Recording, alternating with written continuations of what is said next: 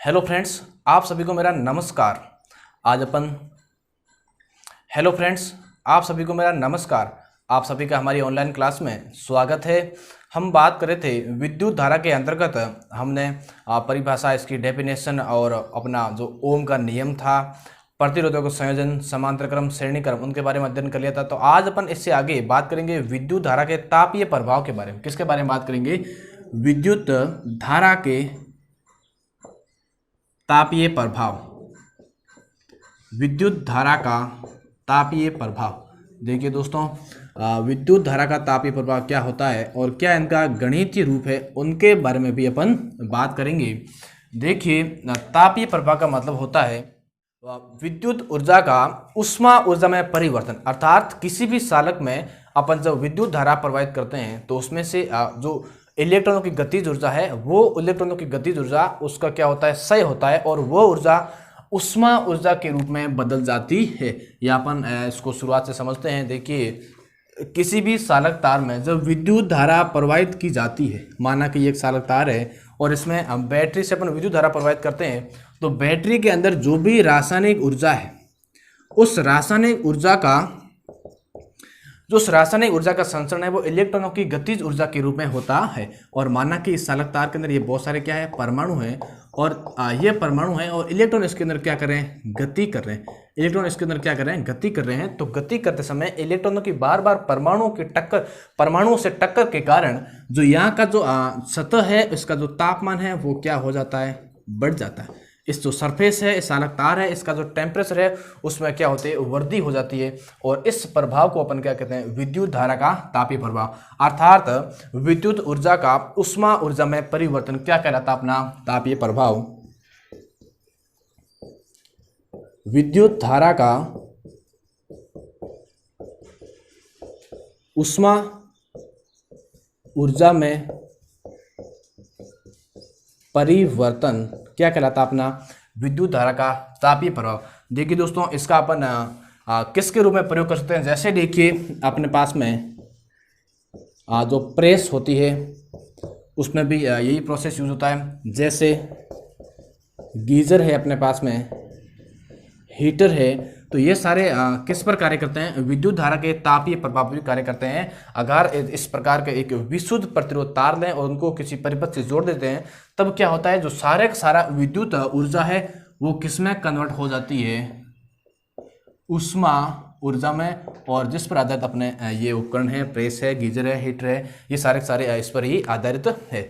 अब अपन इसको समझते हैं, इसका गणितीय रूप। क्या समझते हैं इसका गणितीय रूप? देखिए दोस्तों, क्या होता है? किसी भी चालक तार के अंदर, माना कि कोई एक चालक तार है और उसका अपन प्रतिरोध लेते हैं R। उसका क्या है? प्रतिरोध R है और उनके सिरों के मध्य उत्पन्न विभवांतर V है। क्या है? उनके सिरों के मध्य उत्पन्न विभवांतर V है। माना एक चालक तार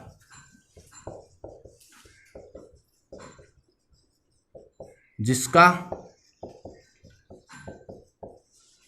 प्रतिरोध R है एवं इनके सिरों के मध्य उत्पन्न विभवांतर, एवं इस चालक तार के सिरों के मध्य उत्पन्न विभवांतर कितना है? V है। विभवांतर V है। तो देखिए क्या होता है? T समय में Q आवेश प्रवाहित करने पर किया गया कार्य। T समय में Q आवेश प्रवाहित करने पर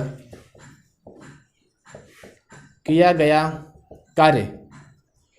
ध्यान दीजिए दोस्तों, अपन ने विभवांतर के अंदर पढ़ा था V बराबर W/Q।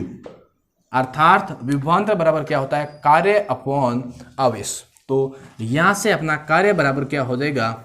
V × Q। V अपना यहाँ पर क्या? विभवांतर, और Q क्या है? आवेश है। तो किया गया कार्य क्या हो जाएगा? विभवांतर और आवेश का क्या होगा? गुणनफल होगा। ध्यान दीजिए, अपन कार्य को W से दर्शाते हैं और अपना विभवांतर हो गया V, आवेश हो गया Q। एक फॉर्मूला अपने पास में ये आ गया।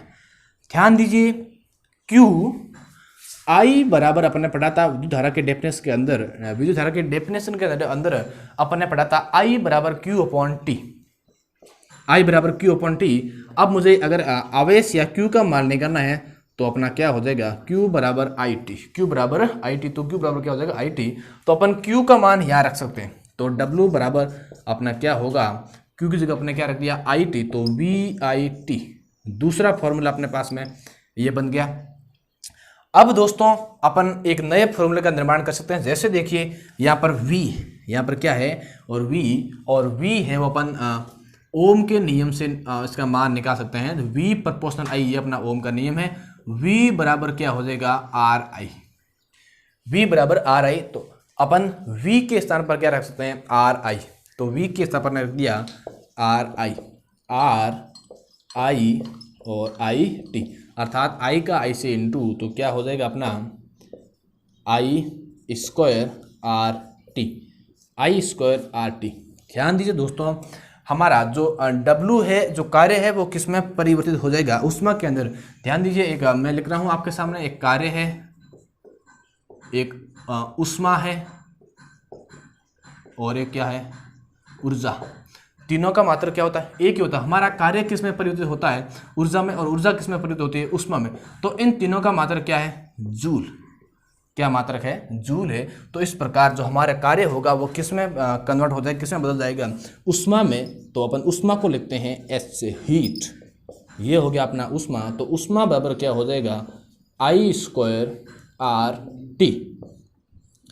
ये अपने पास में एक फॉर्मूला बन गया है, क्या बन गया, एक फॉर्मूला बन गया है। और इसी को अपन क्या कहते हैं जूल का तापन नियम कहते हैं। क्या कहते हैं दोस्तों जूल का तापन नियम। अपन समझते हैं कि ऊष्मा क्या होती है, या ऊष्मा किसके समानुपाती होती है, या ऊष्मा किसी भी सालकतार में कब उत्पन्न होती है, इनके आधार पर अपन समझ सकते हैं। देखिए सबसे पहला पॉइंट ये अपना कहता है कि किसी भी सालकतार में उत्पन्न ऊष्मा किसके समानुपाती होती है, प्रवाहित धारा के वर्ग के समानुपाती, उस तार के प्रतिरोध के समानुपाती, और उस तार समय के क्या होती है समानुपाती। तो उसको अपन समझते हैं किसी भी सालक तार में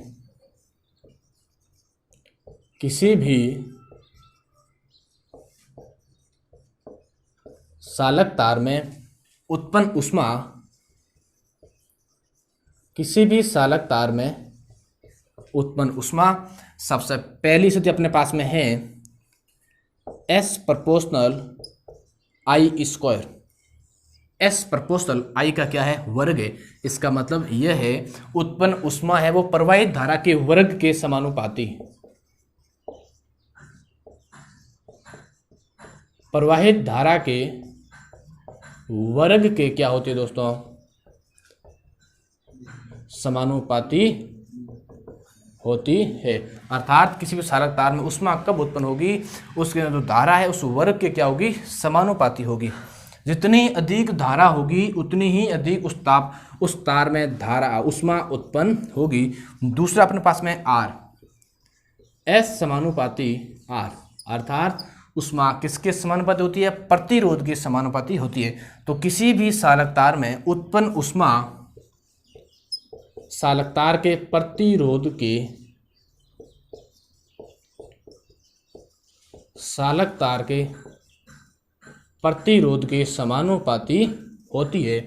और तीसरा अपने पास में ये बात है S प्रोपोर्शनल T, T का मतलब समय। तो किसी भी सालकतार में उत्पन्न ऊष्मा समय के समानुपाती होती है, समय के समानुपाती होती है। दोस्तों अपन इसको इस प्रकार भी समझ सकते हैं कि किसी भी सालकतार में ऊष्मा है वो कब उत्पन्न होगी।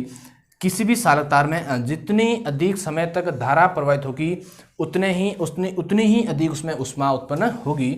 और जिस सालक का प्रतिरोध जितना अधिक होगा उसमें ऊष्मा उतनी ही अधिक उत्पन्न होगी, और ऊष्मा है वो धारा के वर्ग के समानुपाती होती है। तो ये तो होगी अपने पास में। हाँ, और इन्हें ही अपन क्या कहते हैं जूल के तापन नियम कहते हैं। क्या कहते हैं दोस्तों जूल के तापन नियम, जूल के तापन नियम कहते हैं।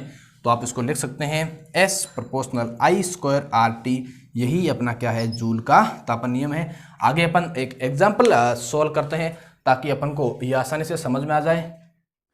अब देखिए अपने पास में एक क्वेश्चन है और उस क्वेश्चन को अपन सॉल्व करते हैं कि किस प्रकार उष्मा से संबंधित अपने पास में क्वेश्चन आ सकते हैं। देखिए 30 ओम नाइक्रोम की कुंडली में 0.5 एम्पियर धारा 1 घंटे तक प्रवाहित की जाती है, तो तार में उत्पन्न ऊष्मा का मान अपन को ज्ञात करना है। ऊष्मा मतलब H, हीट अपन को क्या करना है, मान ज्ञात करना है। ये अपने पास में R का मान प्रतिरोध दिया हुआ है, ये अपने पास में धारा का मान दिया हुआ है और ये अपने पास में दिया हुआ है समय। ध्यान दीजिए समय हमेशा अपन को सेकंड में लेना है। किस में लेना है, सेकंड में। तो यहाँ पर अपन को प्रतिरोध दिया हुआ है 30 ओम, धारा का मान दिया हुआ है 0.5 एम्पियर,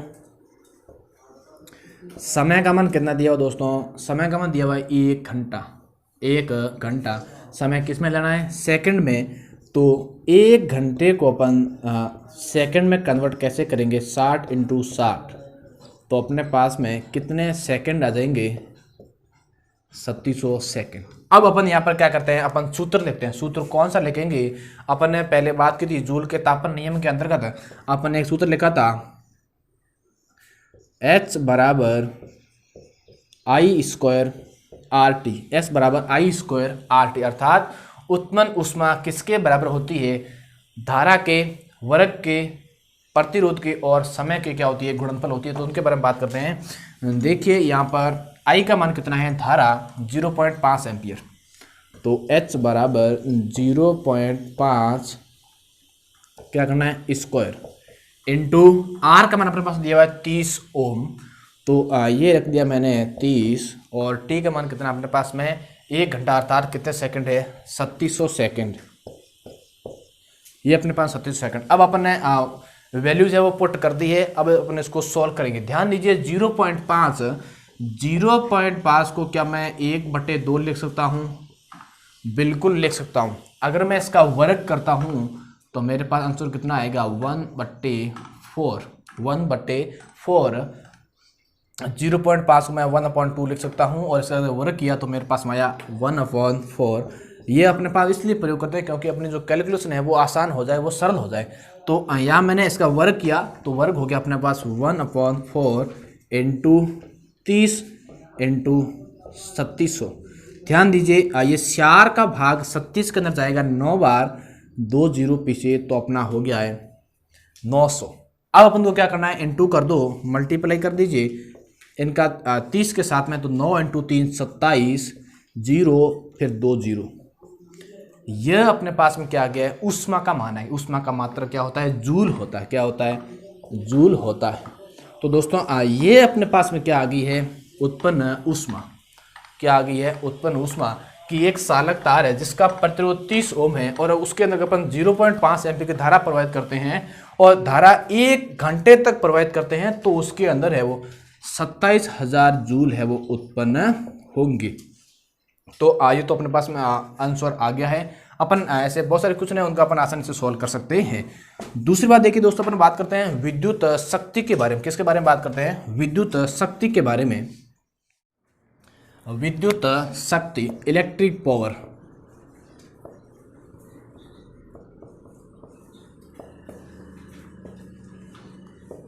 इलेक्ट्रिक पावर। देखिए विद्युत शक्ति क्या होती है, किसी भी चालक तार में विद्युत धारा प्रवाहित करने पर 1 सेकंड में या प्रति सेकंड किया गया कार्य अपना क्या कहलाता है, विद्युत शक्ति कहलाता है। अर्थात किसी भी चालक तार में,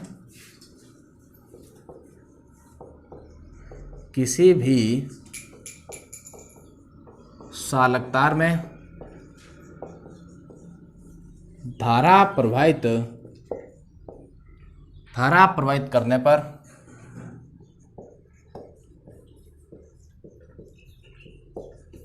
एक सेकंड में किया गया कार्य क्या कहलाता अपना, इलेक्ट्रिक पावर, विद्युत शक्ति कहलाता है। ध्यान दीजिए अगर मैं इसको लिखूं विद्युत शक्ति, इलेक्ट्रिक पावर बराबर अपने पास में क्या होगा, कार्य W/समय T, अर्थात 1 सेकंड में किया गया कार्य अपना क्या कहलाता है, इलेक्ट्रिक पावर कहलाता है।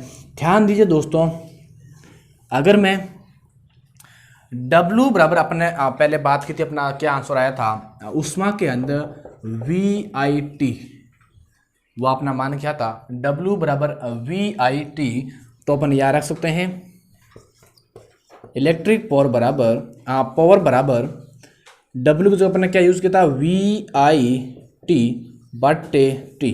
तो ध्यान दीजिए यहाँ से अपना T से T क्या हो गया, कैंसिल हो गया। तो एक फॉर्मूला अपने पास में ये बन के आ गया है P बराबर VI। P बराबर क्या है VI। ध्यान दीजिए, अगर मैं इसके मात्रक की बात करूं तो यहाँ से मैं मात्रक निकाल सकता हूं। W क्या अपना कार्य, W क्या अपना कार्य और T क्या अपना समय। ध्यान दीजिए दोस्तों, कार्य का मात्रक क्या होता है जूल, कार्य का मात्रक होता है जूल और समय का मात्रक सेकंड, अर्थात जूल बट्टे सेकंड किसके बराबर होता है, वाट के बराबर होता है। किसके बराबर होता है, वाट के बराबर होता है। यहां पर ध्यान दीजिए, वाट अपना क्या है, विद्युत शक्ति का सबसे छोटा मात्रक, विद्युत शक्ति का छोटा मात्रक, विद्युत शक्ति का छोटा मात्रक।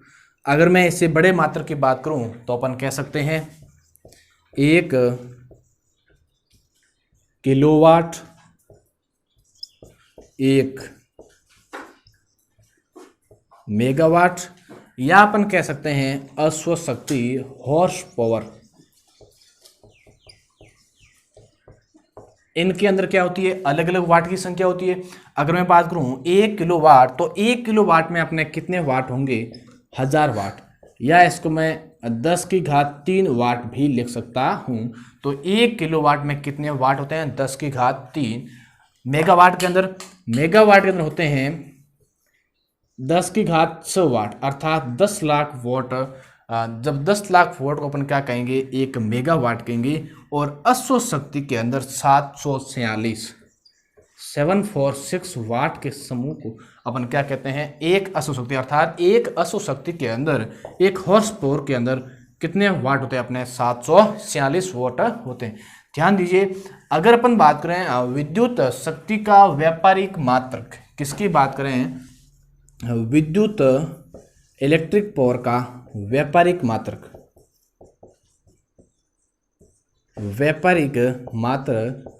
तो वो अपने पास में है यूनिट। क्या है, यूनिट। वही अपना यही किलोवाट यूनिट। किलोवाट को अपन क्या कहते हैं, यूनिट कहते हैं। यूनिट के अंदर ही 1000 वाट होते हैं। कितने वाट होते हैं, 1000 वाट होते हैं। जब हमारे किसी भी युक्ति के द्वारा 1000 वाट का यूज़ कर लिया जाता है तो अपना जो विद्युत शक्ति है वो कितनी होगी, 1 यूनिट। अर्थात 1 यूनिट के अंदर ही कितने वाट होते हैं, 1000 वाट होते हैं। ध्यान दीजिए, मैं एक एग्जांपल दूं, बात करूं 1000 वाट के बल्ब की। 1000 वाट का मेरे पास में बल्ब है। अगर इस बल्ब को मैं 1 घंटे यूज़ करता हूं, क्या करता हूं, 1 घंटे यूज़ करता हूं, तो मेरा जो इलेक्ट्रिक पावर है वो कितना आएगा, विद्युत शक्ति कितनी आएगी मेरे पास में, 1 यूनिट। कितनी आएगी, 1 यूनिट। अगर मैं 100 वाट के बल्ब का, 100 वाट के बल्ब का 10 घंटे प्रयोग करूं तो मेरा विद्युत खर्चा वो 1 यूनिट आएगा। 100 वाट के बल्ब को 10 घंटे खर्च करूंगा, 10 घंटे यूज़ करूंगा, तब मेरा विद्युत शक्ति वो 1 यूनिट होगी। लेकिन अगर मैं 1000 वाट के बल्ब को 1 घंटे के लिए यूज़ करता हूं तो भी मेरी जो शक्ति है वो कितनी होगी, 1 यूनिट। अगर दोस्तों मैं 10 वाट के लट्टू को, 10 वाट के बल्ब को 100 घंटे यूज़ करता हूं, मेरा खर्चा कितना होगा, 1 यूनिट। अर्थात 10 वाट का जो बल्ब है वो 1 घंटे के अंदर कितने वाट खर्च करेगा, 10 वाट। 100 वाट का बल्ब 1 घंटे के अंदर 100 वाट खर्च करेगा, तो 10 घंटों के अंदर कितने वाट हो जाएंगे, 1000 वाट, अर्थात 1 यूनिट हो गई। और 1000 वाट का बल्ब वो 1 घंटे के अंदर 1000 वाट यूज़ करेगा, अर्थात वो 1 घंटे के अंदर अपना जो विद्युत खर्च है वो 1 यूनिट दे देगा। तो ये तो होगी अपने पास में नॉर्मल सी बात कर जानकारी। अगर दोस्तों अपन को यूनिट विद्युत ऊर्जा विद्युत शक्ति यूनिट के अंदर पूछता, क्या करता है, यूनिट के अंदर पूछता है, तो अपन को क्या करना है, 1000 का भाग देना है। जैसे अपन आगे एक एग्जांपल लेते हैं, उसके माध्यम से अपन आसानी से उसको समझेंगे। अब अपन बात करते हैं वह विद्युत शक्ति के बारे में। ध्यान दीजिए, वह विद्युत शक्ति अपन कैसे ज्ञात करेंगे। तो अपने पास में ज्ञात करके फॉर्मूला है P इंटू टी बटा 1000। अगर अपन को जो विद्युत शक्ति है वो यूनिट के अंदर ज्ञात करनी है, तो अपन बट्टों में भाग किसका देंगे, 1000 का भाग देंगे। जैसे मैं आपके सामने एक एग्जांपल लेता हूँ। देखिए दोस्तों, मेरे पास 3 बल्ब, कितने बल्ब है, 3 बल्ब 100 वाट के, 3 बल्ब 100 वाट के, जिन्हें मैं प्रतिदिन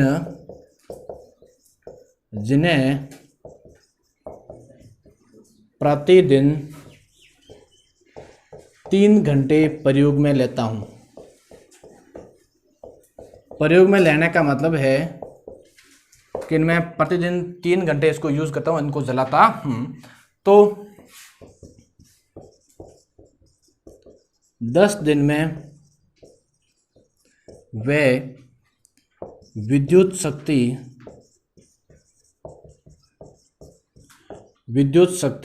यूनिट में ज्ञात करो। किस में ज्ञात करो, यूनिट में ज्ञात करो। अब ये अपने पास में क्वेश्चन है, तो इसको अपन कैसे सॉल्व करेंगे। ध्यान दीजिए, जो भी अपने पास में युक्तियां हैं, जो भी अपने पास में वॉट है, पावर है, उन सभी को अपन ऊपर रख देंगे और जो समय दिया उनको भी अपन गुणा कर देंगे। बट्टों में भाग किसका देंगे, 1000 का भाग देंगे, क्योंकि अपन को जो किस में ज्ञात करनी, यूनिट में ज्ञात करनी है। तो ध्यान दीजिए, P के W इंटू टी।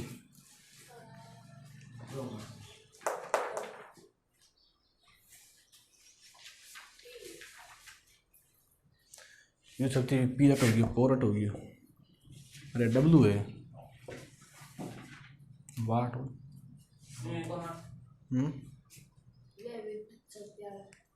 विद्युत शक्ति में देख,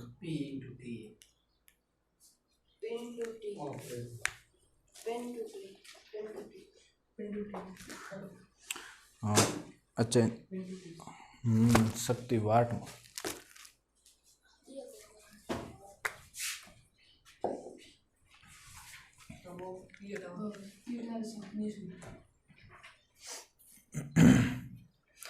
तो अब देखिए, ये मेरे पास में 3 बल्ब डेली कितने वोट के हैं, 100 वोट के, तो ये हो गए 300 वोट। प्रतिदिन कितने घंटे यूज़ करता हूँ, 3 घंटे। तो मेरे पास में ये 3 घंटे, मुझे कितने दिन का ज्ञात करना है, 10 दिन का। अगर यहाँ पे 30 दिन होते तो मैं 30 दिन लिखता, अगर मुझे दिया हुआ 10 दिन का ज्ञात करना, तो ये 10 दिन लिख दिए। अगर अपन को यूनिट में पूछा है तो किसका भाग देना है, 1000 का भाग देना, तो मैंने यहाँ पर 1000 का भाग दे दिया। तो अपन काट सकते हैं, 2 जीरो से और 1 जीरो अपना गया, तो 3 इंटू 3 9, और 9 इंटू 9, 9 इंटू 1 9। अर्थात जो इस प्रकार के बल्ब को मैं 10 दिन अगर यूज़ करता हूँ, तो मेरे पास में विद्युत वो कितनी खर्च होगी, 9 यूनिट। कितने यूनिट आएगा, 9 यूनिट ये खर्च हो जाएगा। अर्थात अगर मैं वोट की बात करूँ, तो मेरे पास में 9000 वोट है, वो क्या हो जाएंगे, विद्युत ऊर्जा है वो खर्च हो जाएगी।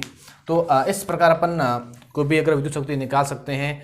ये अपन ने आज इस वीडियो के अंदर विद्युत धारा का तापीय प्रभाव और विद्युत शक्ति के बारे में अध्ययन किया। Thanks, all the best.